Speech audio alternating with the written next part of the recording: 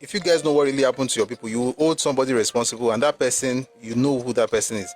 But here's the problem. The problem is that if you know this thing and you still choose not to hold that person responsible, and you're always crying and talking to me and blackmailing me, I'm not going to take it. If that's what makes you think I hate you, so be it. You can't spend an entire lifetime doing it to my father's generation. You now do it to my generation. Your children will now take it to my own children's generation. No. That ain't gonna happen. Morning Post. This is open letter of resignation to Odumegwu Ojukwu from Robert S. Goldstein, Public Relations Representative of Biafra in the United States. Published in the Morning Post, Lagos, August 17, 1968. In November of 1967, when we met in Umuahia, you and your cabinet were very impressive. You told me of the woes of your little republic, that thousands of people were dying, and more were prepared to die for freedom's sake. You and your cabinet told me you believed world opinion would help your cause if you could get your story across. You expressed the opinion that very few, if any, people in the United States knew of the plight of the Biafrans. You asked me to tell the world that Britain had teamed up with Russia in a conspiracy with the federal government of Nigeria to murder every Igbo in Biafra. You will recall that I did not take the assignment that day, but stayed on several days before deciding to take the job to help win the peace. At that time, I stated to you and your cabinets that I was taking the assignment, making it crystal clear I would try my best to help win the peace, not the war. At that time, I stated to you and your cabinets that I was taking the assignment, making it crystal clear I would try my best to help win the peace, not the war. I immediately arranged the first World Press Conference in Biafra, inviting the US press as well as journalists and television people from England, France, Switzerland, Africa, and other parts of the globe. This was the first news breakthrough. I arranged regular trips to Biafra for the world press, helped set up stringers and so on, so that your statements and the statements of your cabinet would be heard. At that time, I was absolutely positive you were right and your cause was a just one in the best interest of the free world and your countrymen. Finally, the Republic of Biafra was recognized first by Tanzania, then quickly followed by Gabon, the Ivory Coast, and Zambia. Our public relations work was paying off. World opinion was starting to side with us. Peace talks were arranged at Kampala. I thought that if anyone walked away from the table, it would be the federal government. But to my dismay, it was Biafra that left the conference. After all the fighting and killing, I knew that peace would not come easy, but I could not understand leaving the peace conference until the last point was negotiated and the avenue explored. By the way, let me tell you one of the things they asked for at that conference, and also at Addis Ababa. They wanted to break out of Nigeria, but they also wanted to have many things. One of these days we'll do another session on it. They wanted to break out of Nigeria, but they wanted to have dual citizenship. The kind of thing where people they smoke for some part of Nigeria, I don't understand. You want to promote the zoo, but you want still retain citizenship for that zoo. But that zoo na zoo. You know, like I use a zoo. Like, are you in the zoo? Like, the point is you don't like this place, but you still want. They just had some ridiculous, should I call it demands or requests? I don't even know. And if you think I'm lying, let me tell you where you find this. You find it in a speech by Chief Obafemi Awolowo. He gave that speech on 12th of August 1968 at Addis Ababa. He mentioned what they wanted.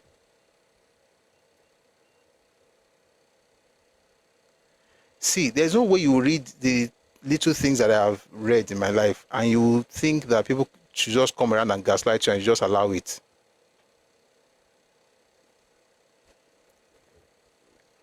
By the way, I just said little because I'd like to make myself, it's not little. Let me praise myself a little. But for real, what I mean basically is that by the time you read all these things, you just come to the same conclusion, like, wait, something is up here. Let's continue. Peace talks were arranged at Kampala. What I just said right now, once I'm done, maybe I'll even read it today, but let's just stay with this for now. Peace talks were arranged at Kampala. I thought that if anyone walked away from the table, it would be the federal government. But to my dismay, it was Biafra that left the conference. After all the fighting and killing, I knew that peace would not come easy, but I could not understand leaving the peace conference until the last point was negotiated and the avenue explored. Then urgent telex messages were received from Biafra telling of tens of thousands of people starving in the refugee camps, the villages, the bush country, stating if something went down in the next few months, over 1 million women, children, and aged would be starved to death. I immediately contacted the press, urgently petitioned the State Department for action on their part. Food, please listen to, food, medicine, and milk were sent to the only available port open for immediate shipment to Biafra via land routes through federal and Biafra territory, under the auspices of world organizations such as the International Red Cross, among others. Listen, then came the incredible answer from Biafra that land corridors could not be acceptable until there was a complete ceasefire, and that an airlift was the only solution to feed the starving.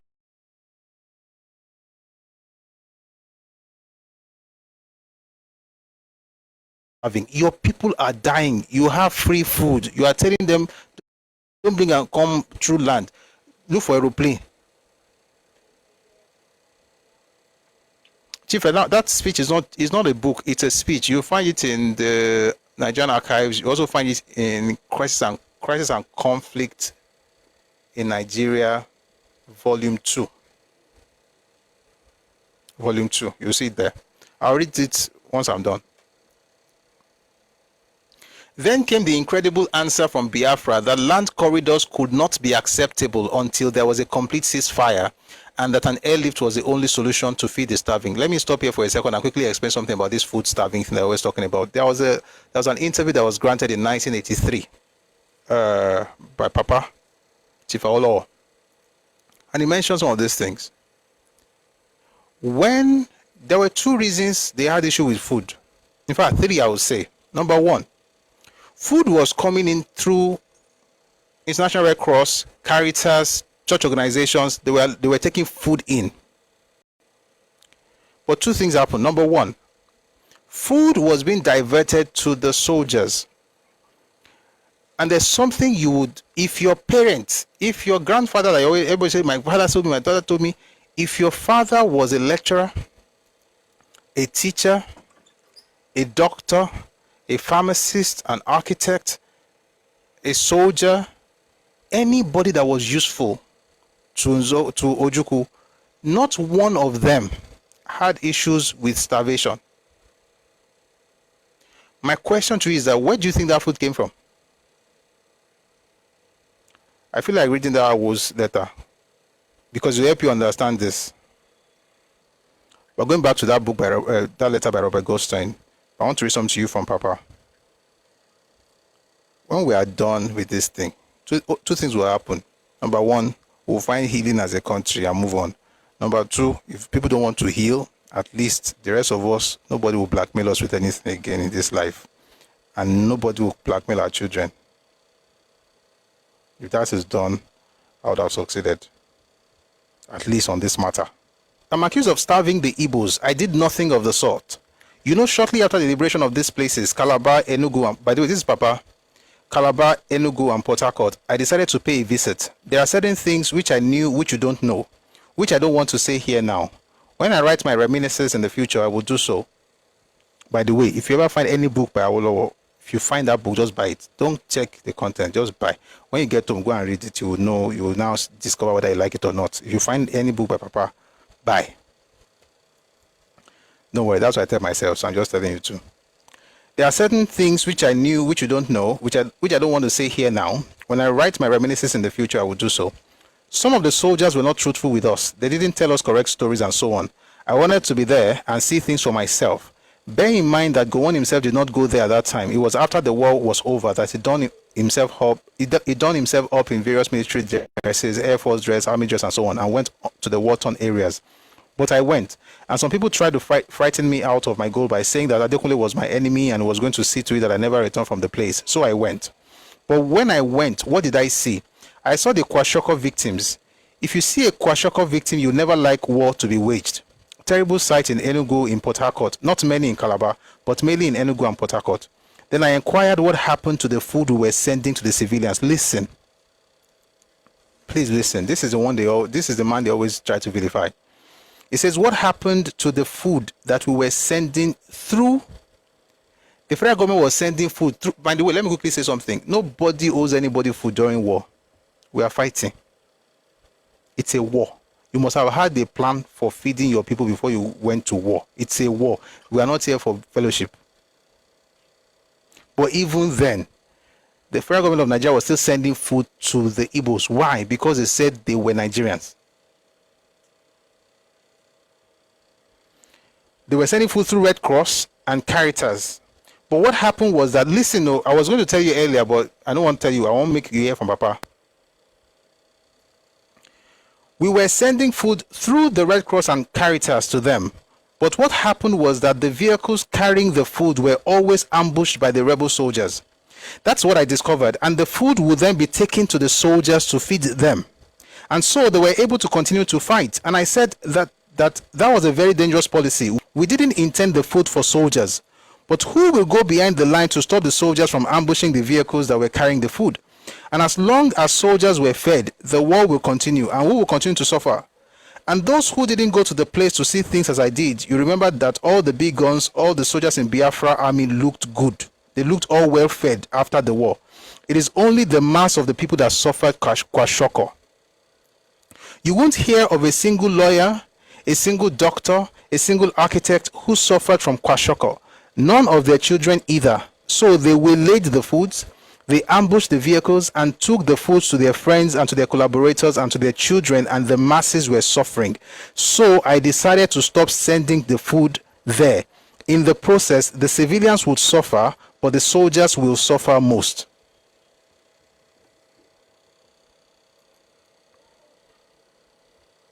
Number one, you're not angry with the person who took your family members to war without thinking about to feed them. You're not angry with him. You're angry with the other person and you're asking, why didn't you feed me? You are fighting me, I should feed you.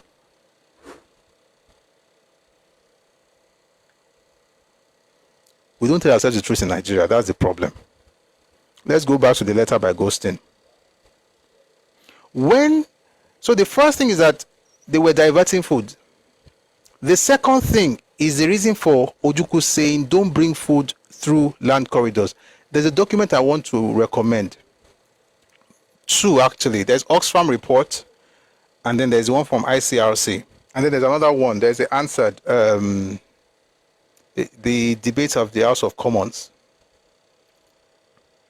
They mention some of these things. The second reason why he said don't bring the food through land route was because they were putting ammunition in the crate. Think about it. I'm fighting you. Number one, I don't owe you food. But because of God, may I allow food to go to you. Your people can't they put gun for that crate to you. So you go use those guns to fight me. And I'm supposed to allow that enter. So what the federal government did was that they would set the crates, remove the arms and ammunition, and allow the food to go in. Ojukwu said no. We don't want to road again. Just want to be dropping it with aeroplane. Who talks like this?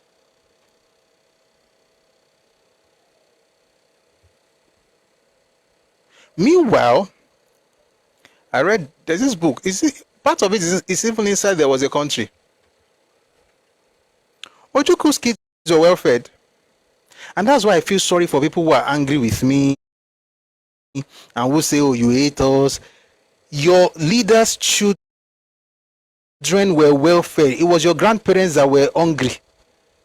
They had chocolate. Let me tell you the craziest one. I was reading this thing. I was like, how? The kids had toys and chocolate. I was like, how could they have toys during the war? Do you know what it means to have toys? When other people's children don't have food.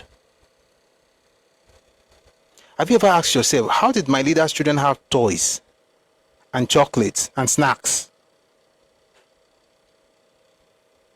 But your own parents cannot eat and they're having kwashoko. And you think the problem is from outside. You're not looking inwards. And the reason you're not looking inwards is because of one thing. There's something called Voice of Biafra. It was manned by people like Uche Chukwumerije, Okokon Ndem, and of course, you know Achebe. Have you seen the image when these people came to surrender in 1967? Did you see any of them that looked unfed?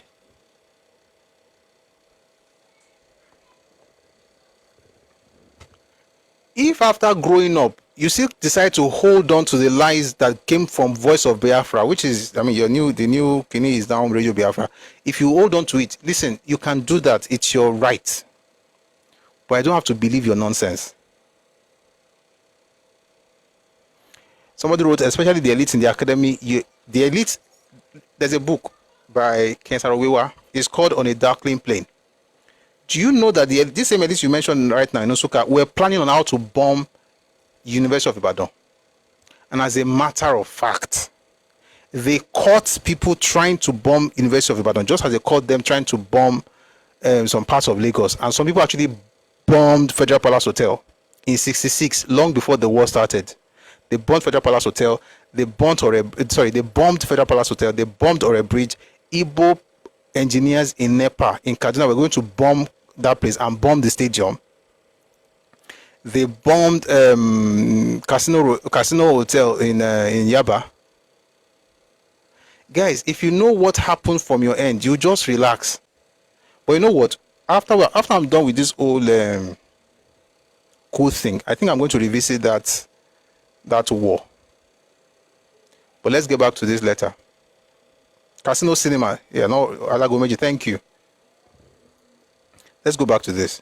He says here, then came the incredible, this is, by the way, this is Robert Goldstein, the letter he wrote in 1968 August, that is no longer working for Biafra.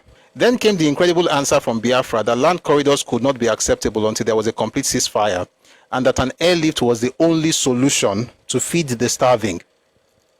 You, that's Ojukwu, you then appeared before the various heads of state and representatives of the OAU at Niamey in Niger. I fully expected you to at least accept the word help that was offered your starving throngs. However, you delayed, listen to this, hoping to use these unfortunates with world sympathy on their side as a tool to further your ambition to achieve war concessions at the upcoming peace talks in Addis Ababa. Thus, innocent victims continue to perish needlessly of starvation, the most agonizing death that can befall any living creature. That's what your Lord and Savior did. You think I'm angry with you? I'm not angry with you. I'm angry with your ignorance.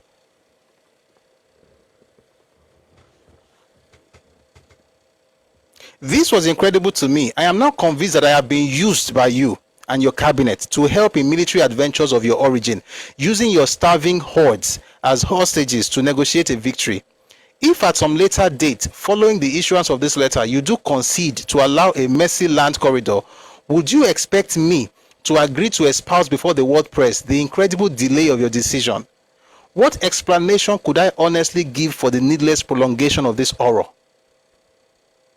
I pray this communication may in some small way influence you to move affirmatively, allowing the messy land corridor to be born.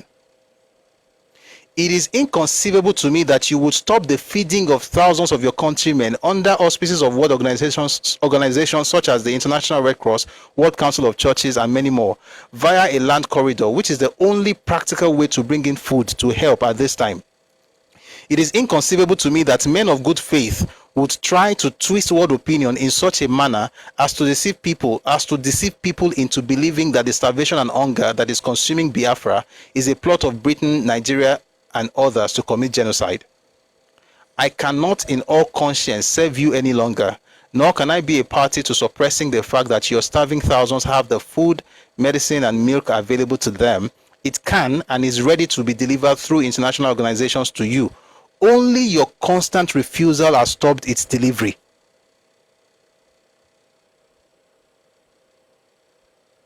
I am this date tendering my resignation, and I'm returning to Mr. Collins Obi of the African Continental Bank all the fees you have given me. Letter of credit number 354, $400,000. I have sent your representative in New York a bond in the amount of £800,000 that I was holding in your behalf. Listen to this last bit I'm about to read. I have also this date sent the bond of £200,000 issued by the Central Bank of Nigeria back to them for disposal. In the midst of the war, Nigeria was still sending money to this man for Biafra. He returned £200,000 to Nigeria. I am now convinced that one Nigeria is the only solution to peace. I also call upon you, Mr. Ojukwu, to allow your starving people to be fed. Their well-being is of deep concern to me as well as other right-thinking people of the world. You're acting in the utmost haste. You're acting in the utmost haste in this matter is, in my opinion, the first step toward any lasting peace in your country. Robert S. Goldstein.